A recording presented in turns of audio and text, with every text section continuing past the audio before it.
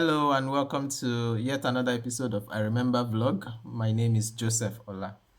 In today's episode, I'm reflecting on crossing over from ignorance to knowledge, and I'll be dwelling on the stages or the bus stops in that transformative adventure, if you will. I found myself in a meeting earlier today. I found myself pointing out or being sensitive to something that someone was saying wrongly. And the only reason why it occurred to me was, I had this aha moment like, oh, now I've gotten to the point whereby I can spot that that was wrong, whereas that used to be me. And so it's something my wife has been teaching me ever since we started doing Not Alone Today podcast um, about the pronunciation of the word WHO. WHO. Who?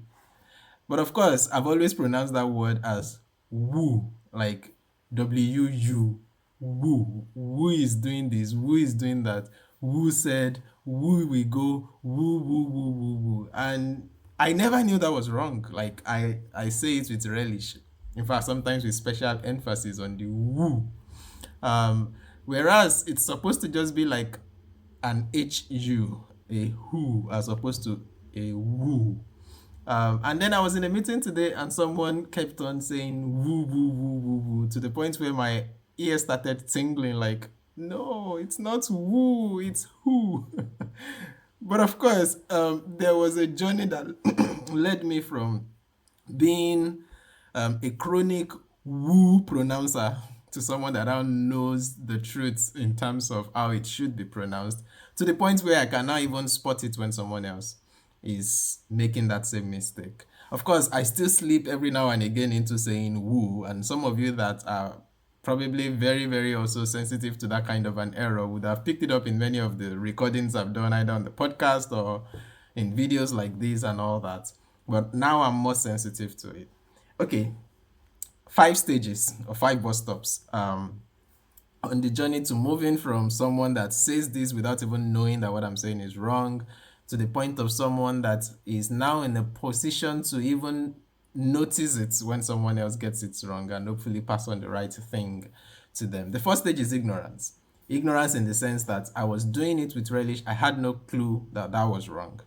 It's just me doing what I know best to do.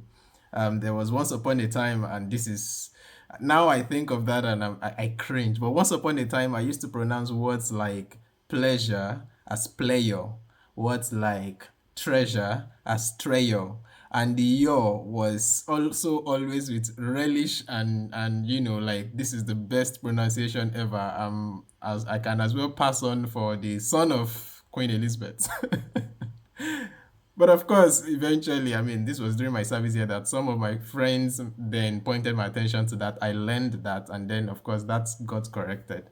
So I was surprised as well when my wife was pointed out to me that I was pronouncing WHO wrongly, that it's not woo, it's just who. And so that was like, okay, so what do I do with that new introduction, with that exposure? Leads me to point number 2 or stage number 2. So I moved from ignorance to acknowledgement.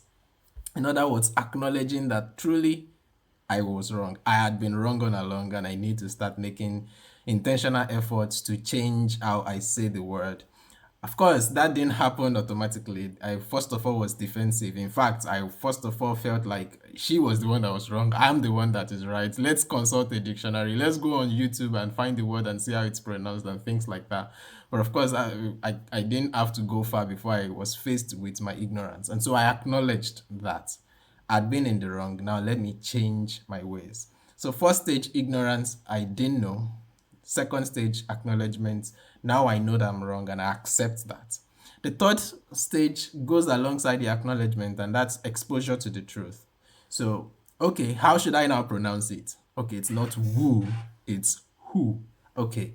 And then the fourth stage then flows out of that as well, and that's the stage of repetition, repeated exposure to the truth. So the exposure is not just once. And so very many times I still find myself recording the podcast episodes with my wife and then she stops me. Sometimes she makes me say it like 3, 4, 5 times before we continue the recording so that I can get it. And that constant repeated cycle of being faced with when I got it wrong and adjusting and correcting myself, and or having someone else correct me, as the case could be, helped me to then move on to stage number 5, mastery. Mastery in the sense that now you do it, it comes naturally to you. It comes almost naturally, at least. I'm not yet fully a master. I think sometimes I still tend to say woo, but now I know that I definitely know that woo is wrong and who is correct, and I tend towards pronouncing it like that now. So yeah, you can take that same stages or sets of stages or journey, that process, and apply it to any other thing that has to do with crossing over from ignorance to knowledge, and you find that the same principle applies. Maybe you didn't know something about a particular verse of the Bible, and then you acknowledge that you didn't know it, and then you exposed yourself to the truth about it. And now that you've exposed yourself to the truth about it, you continue to do that again and again to the point that you now mastered it, and you're able to spot it when someone else is doing it wrong, and you're able to put them right. And so, yeah, ignorance, acknowledgement, exposure, repeated exposure to the truth, and finally, mastery. That's crossing over from ignorance to knowledge. See you again very soon, hopefully. Till then, God bless you.